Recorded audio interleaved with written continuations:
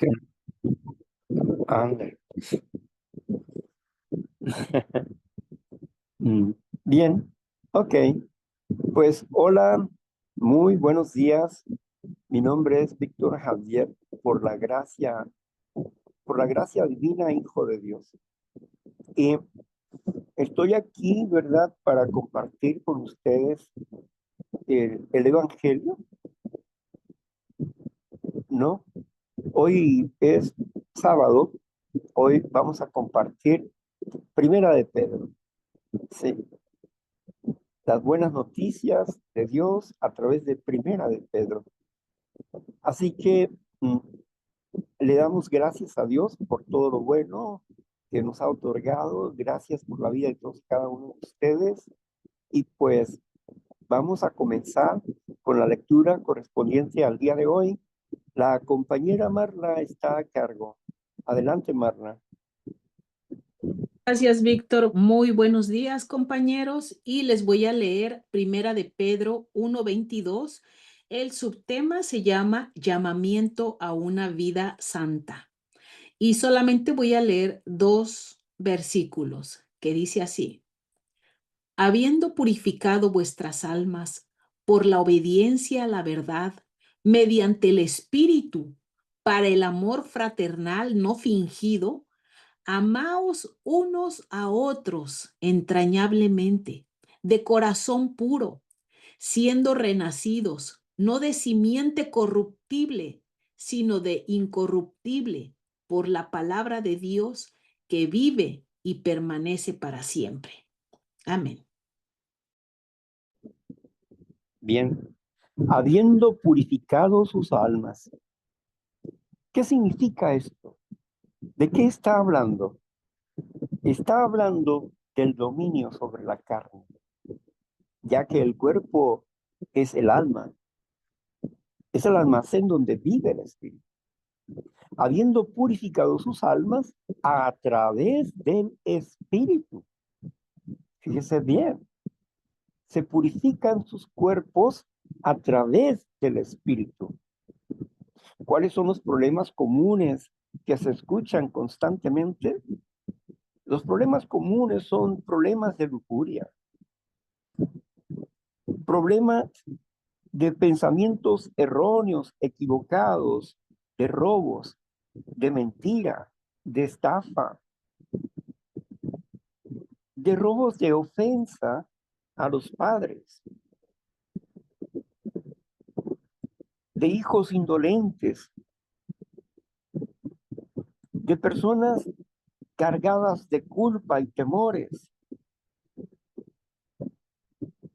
Sin embargo, aquellos que han aceptado la palabra de Cristo en sus vidas, en sus corazones, hoy viven a través del Espíritu de Dios, lo cual quiere decir que a través de purificar su espíritu, purifican su cuerpo,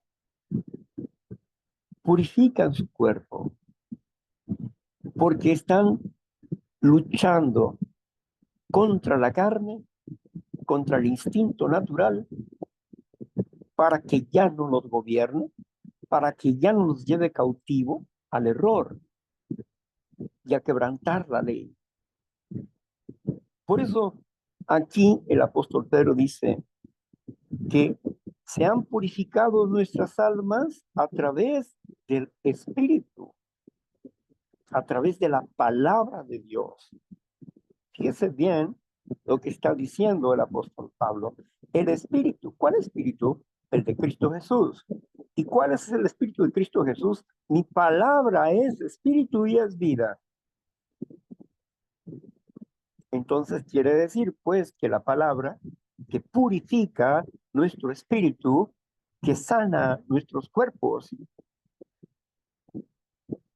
está presente en nuestras vidas, porque hemos sido purificados por la palabra de Dios que está en nosotros.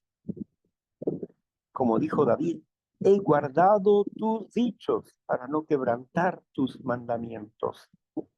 También dijo Perdóname, oh Dios, de los pecados que me son ocultos, de los pecados que son subconscientes, que yo no me doy cuenta, de las actitudes pecaminosas que sin querer en algún momento practico. Perdóname por eso. Job dijo, hazme conocer en qué, en qué me he equivocado y no volveré a hacerlo. Qué compromiso tan fuerte, ¿no? Hazme conocer en qué me he equivocado y no volveré a hacerlo. Sin duda, el entender el proyecto, el plan de Dios, debería de ser nuestro principal tema en nuestras vidas. ¿Cuál es el proyecto de Dios? ¿Y cómo puedo encajar en ese proyecto?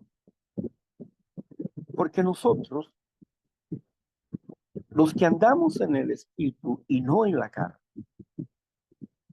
aunque vivimos en la carne, no militamos según la carne, sino según el Espíritu. Por la palabra puesta en nuestros corazones, por la palabra incorruptible que nos lleva a una inmortalidad y viajamos a través de esa palabra para nuestra limpieza del espíritu y del cuerpo. Qué maravilla de esperanza, una simiente incorruptible. Los hijos de Dios permanecen porque son de una simiente incorruptible, porque no fueron engendrados por una idea humana o por doctrinas humanas, sino por las doctrinas y las enseñanzas inspiradas a través de la palabra de Dios, para que nosotros deseemos, como niños, la leche no adulterada, la doctrina no adulterada, que fluye de la fuente, de la roca de Oreb, de Jesucristo, la rosa de Charón. Entonces, Él es quien nos provee del alimento. Por eso dice, tú guardarás en completa paz aquel cuyo pensamiento en ti persevera. Mi pensamiento tiene que estar perseverando en quien me da la vida, el que me da el gozo y la paz en medio de las batallas y las tormentas y las dificultades y la desesperanza. En medio de todo esto, Él me da la esperanza, la paz, el valor y la experiencia de la paciencia, porque creemos en la existencia de un Dios vivo, el Dios viviente. ¿Sí? La expresión de aquella mujer, Agar en el desierto, cuando fue despedida por Sara, por burlarse de su hijo Isaac, porque el otro niño, Ismael, se burlaba de Isaac y despidió a la esclava. Y ella cuando estaba en el desierto y tenía sed, y el niño lloraba porque tenía sed. Y el niño no era un niño pequeño, era un niño adolescente de aproximadamente 12 años. Entonces, cuando ya estaba en su punto culminante de su vida, Agar dijo, busquemos un lugar para quedarnos para morir. Y en ese momento se le abrieron los ojos y encontraron una fuente de agua y bebieron agua de esa fuente. Y el ángel les dijo, regrésense de nuevo. Regrésense de nuevo y no teman. Y le dijo a Agar, porque de tu hijo haré una nación fuerte. ¿Por qué los estaba respaldando Dios a ellos? ¿Por qué? Porque Ismael era simiente de Abraham. Y Dios había prometido proteger a la simiente de Abraham. Y había prometido que iba a tener muchos, pero muchos, muchos hijos como estrellas en el cielo, incontables como las arenas del mar. Y se regresó a Agar. Posteriormente, cuando llegado el tiempo, Abraham volvió otra vez y despidió él a Agar. Y él la bendijo y la mujer se fue.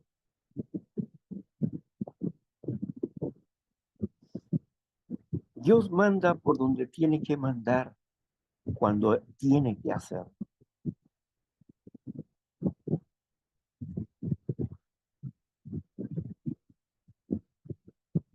La esposa de Abraham había tomado una autoridad que no le correspondía. Pero cuando fue el tiempo, Abraham escuchó la voz de su mujer y escuchó la voz de Dios y despidió a Agar.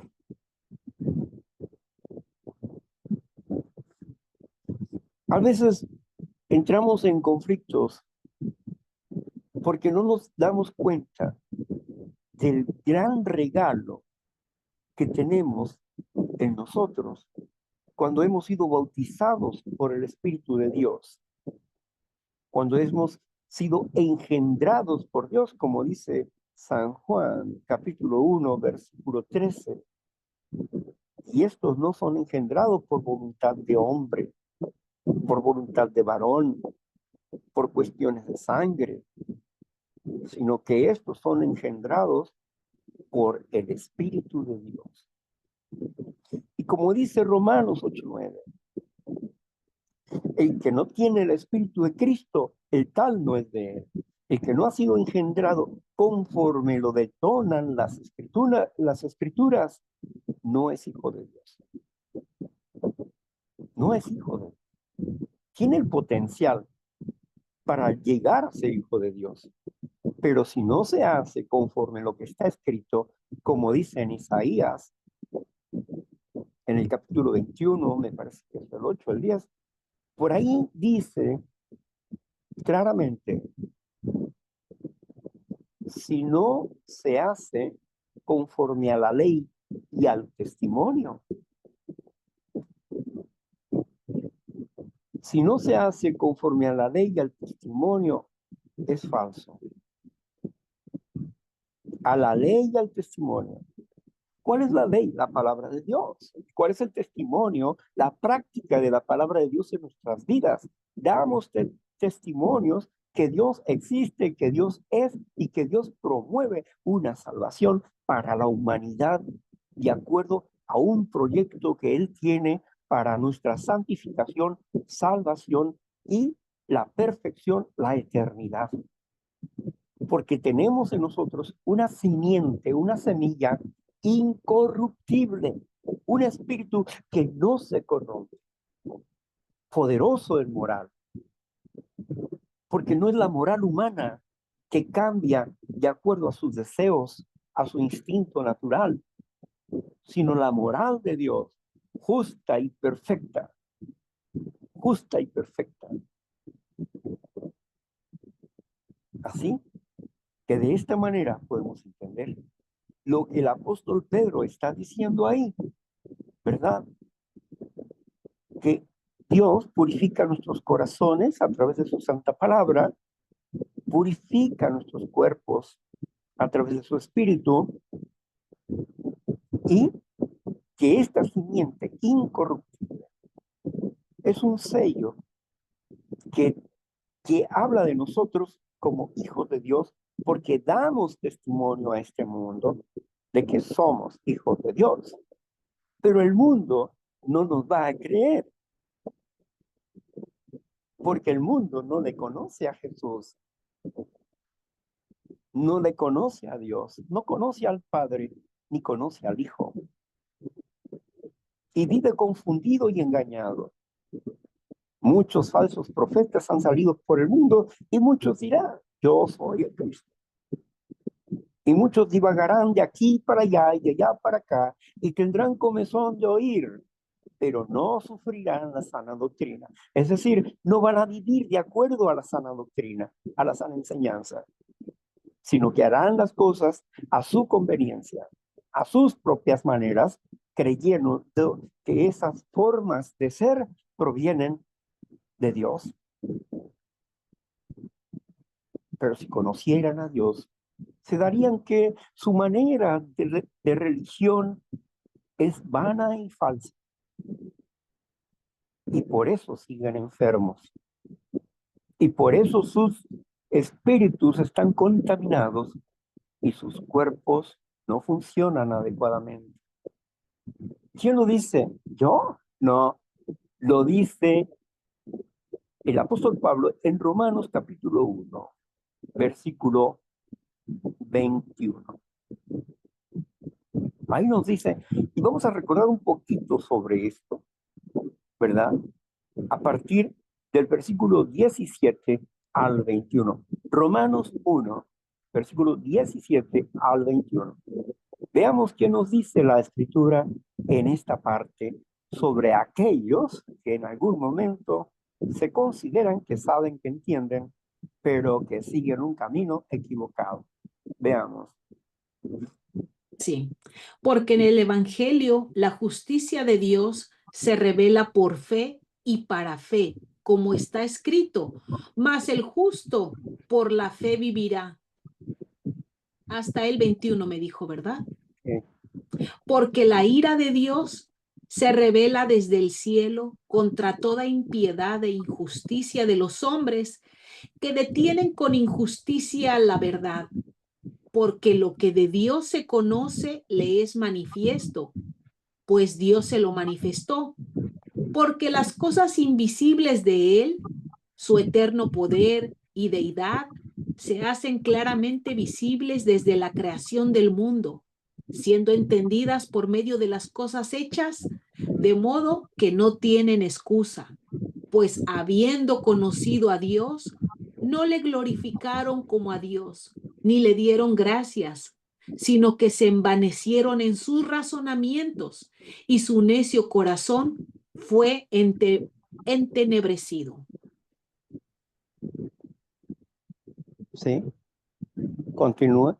Profesando ser sabios, se hicieron necios y cambiaron la gloria del Dios incorruptible en semejanza de imagen de hombre corruptible, de aves, de cuadrúpedos y de reptiles, por lo cual también Dios los entregó a la inmundicia en las concupiscencias de sus corazones, de modo que deshonraron entre sí sus propios cuerpos, ya que cambiaron la verdad de Dios por la mentira, honrando y dando culto a criaturas que antes que el Creador, el cual es bendito por los siglos. Amén. Sígale. Por esto, Dios los entregó a pasiones vergonzosas, pues aún sus mujeres cambiaron el uso natural por el que es contra naturaleza. Y de igual modo también los hombres, dejando el uso natural de la mujer, se encendieron en su lascivia unos con otros, cometiendo hechos vergonzosos, hombres con hombres, y recibiendo en sí mismos la retribución debida a su extravío. Y como ellos no aprobaron tener en cuenta a Dios, Dios los entregó a una mente reprobada para hacer cosas que no convienen, estando atestados de toda injusticia, fornicación, perversidad, avaricia, maldad, llenos de envidia, homicidios, contiendas, engaños y malignidades, murmuradores, detractores, aborrecedores de Dios, injuriosos, soberbios, altivos, inventores de males, desobediencia a los padres, necios, desleales, sin afecto natural, implacables, sin misericordia, quienes habiendo entendido el juicio de Dios, que los practican tales cosas son dignos de muerte. No solo las hacen, sino que también se complacen con los que las practican. Ahí termina. Ok. Como podemos ver en este capítulo, el apóstol Pablo explica el origen de la perdición, la idolatría. Profesando ser sabios, se hicieron necios.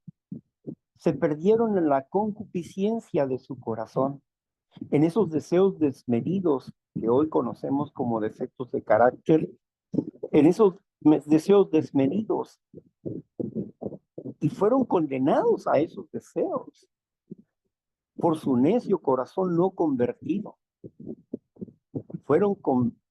Ellos fueron reprobados por Dios.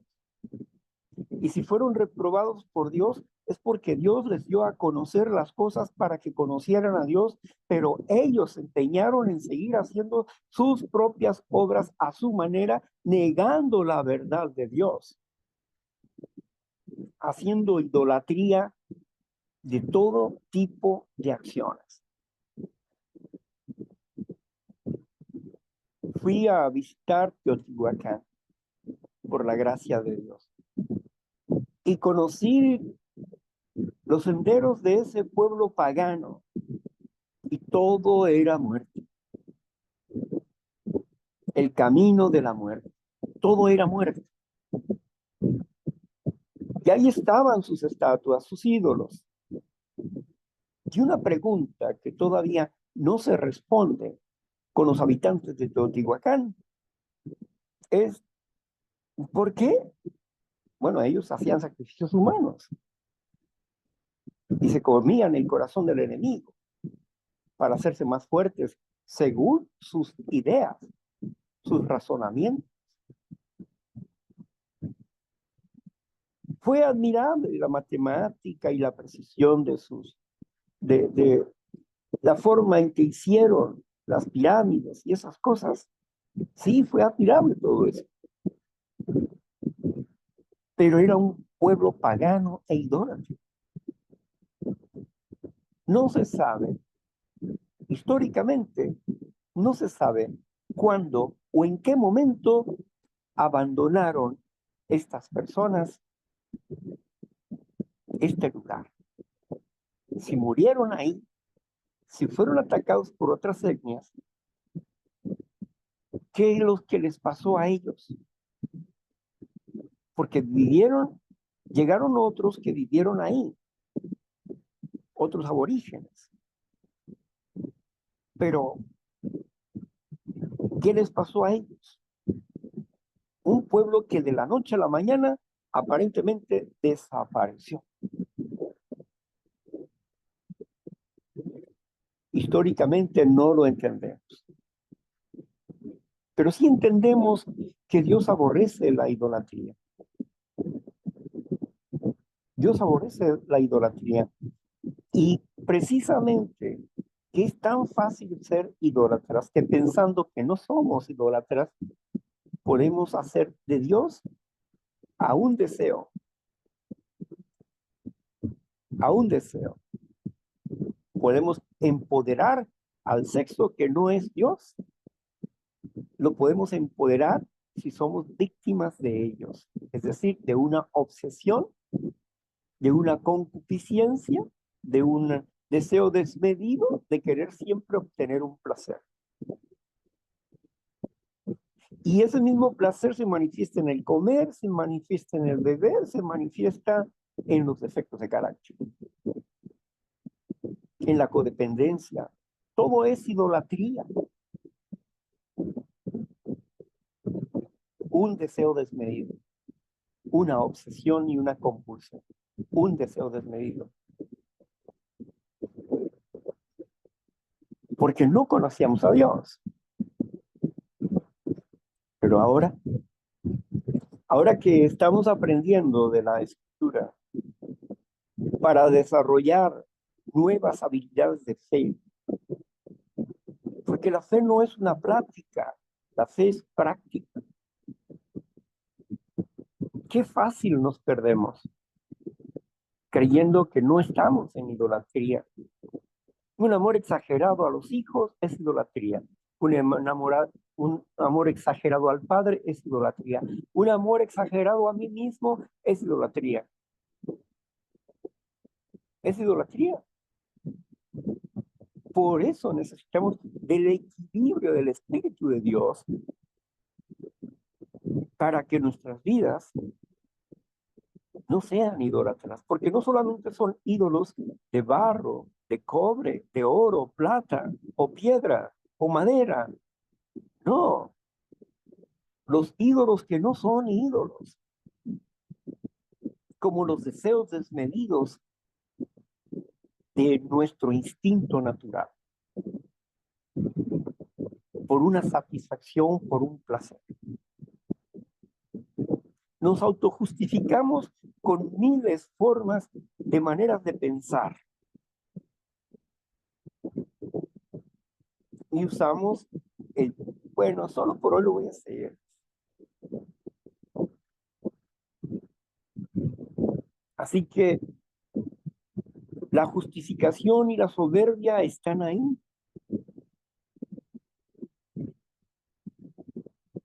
Tenemos que aprender a vivir en sobriedad, que significa equilibrio emocional, y solamente lo podemos lograr por el Espíritu que Dios nos da, por su palabra en nuestros corazones, que purifica, el Espíritu purifica a nuestro cuerpo. Vaya tarea, ¿no? Vaya situación, ¿no? Cuando yo pongo mi fe en Dios y digo, Señor, yo te voy a dejar a estas personas en tus manos. Tengo pruebas para hacer un juicio humano sobre estas personas. Tengo grandes probabilidades de ganar, comenzando con el abogado, que le haría un gran daño a su familia y a su negocio. Pero Señor, entendí tu palabra y lo primero que fue hablar con el abogado para decirle que no tuviera miedo, que yo no iba a levantar ninguna demanda en contra de él, ni en contra de esa familia que lo engañó a él. No. Si muevo una cosa, te muevo a ti. Si te muevo a ti, te muevo a ellos. No. Todo lo he dejado en manos de Dios. No necesito mucho para vivir. Con lo que tú me das cada día es suficiente para vivir.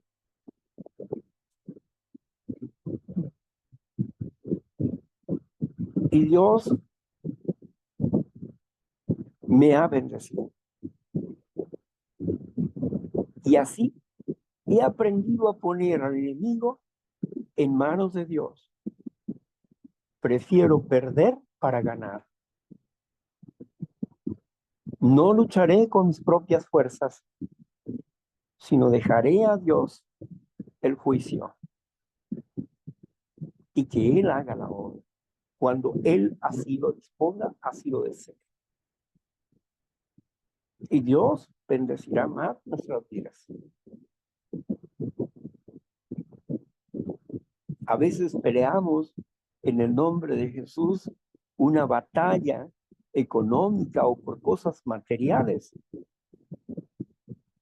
La peleamos y saben que creemos que lo hacemos en nombre de Dios, pero es más nuestra soberbia y nuestro orgullo lastimado. lo que nos hace ser así. Porque no vivimos conforme a la justicia del hombre, sino conforme a la justicia de Dios. Y la justicia de Dios no es lo que yo decida, es lo que Él decide. Difícil, ¿no?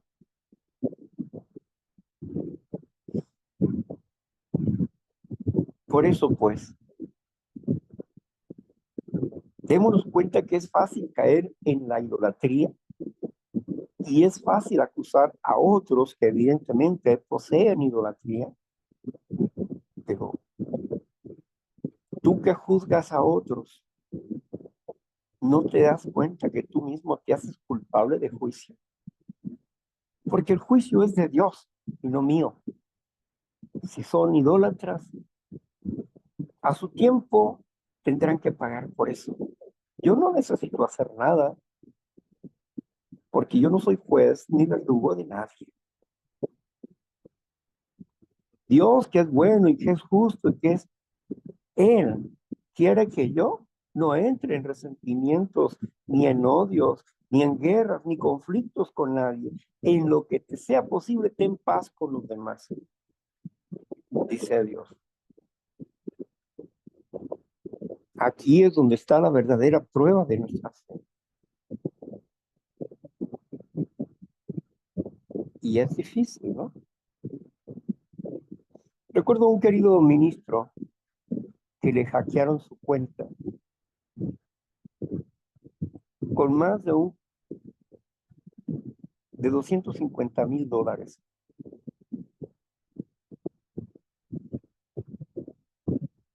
Y recuerdo cuánto le dolió.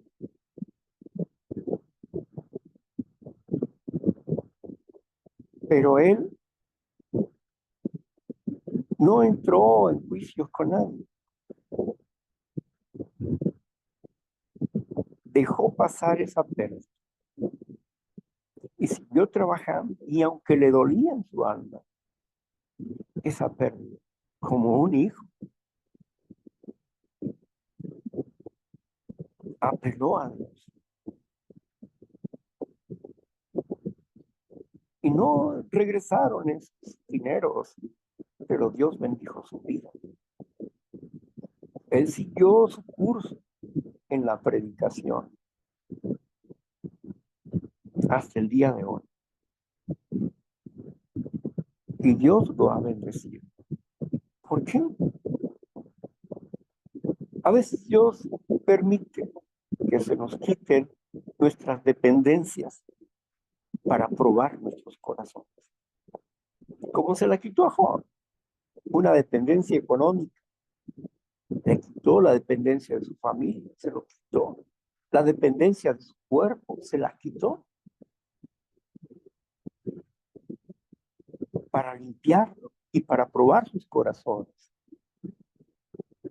Y al final, Job, que se sostuvo en su justicia, es decir, en lo que él había practicado, de acuerdo a lo que entendía, Dios lo oyó. Y al final le duplicó la bendición. Entonces, los testimonios están ahí, pero creemos a eso. Lo hacemos nuestro, esas actitudes de integridad, o nos perdemos en la autoconmiseración, la autolástima y la autojusticia, y poniéndole a esa acción, a ese culto, a nuestro orgullo, poniéndolo que lo hacemos en el nombre de Cristo. ¿Qué no fue así con los cruzados? Que querían destruir naciones y a personas en el nombre de Cristo. ¿Que no era eso mismo lo que hacía el apóstol Pablo? Engañado, siguiendo al pueblo de Dios, y se topó con Jesús y cambió su corazón. ¿Qué no es eso que a veces nos pasa a nosotros? Que en el nombre de Cristo juzgamos a las personas y no es nuestro juicio, Es de Dios, no es nuestro. Nosotros anunciamos el juicio de Dios, no nuestro propio juicio. Tenemos criterio de lo que pasa, pero también entendemos el engaño que hay en el corazón humano. Que en el nombre de Jesucristo se hacen millones de tonterías, millones de idolatrías, actos de idolatría en el nombre de Jesús, ensuciando así el buen nombre de Jesús.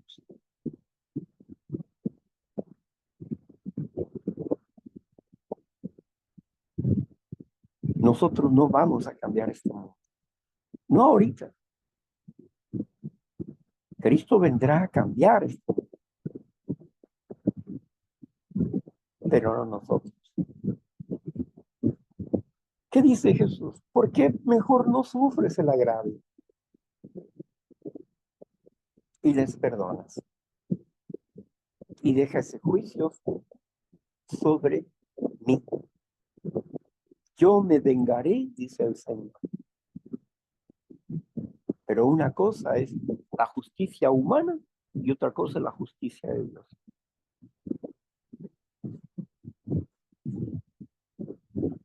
¿Qué difícil es? No, no es difícil. Es cuestión de discernimiento. Ya no quiero matar a nadie en el nombre de Jesucristo. Ya no quiero perseguir a nadie en el nombre de Jesús. Ni quiero esconder mi soberbia y mi autojusticia en el nombre de Cristo. No, no tengo excusa. Simplemente que entiendo que si Dios no guarda la ciudad, en vano vela la guardia. Y si Dios no guarda la casa, en vano vela la guardia. Y si Dios no guarda a las personas, en vano nos cuidamos.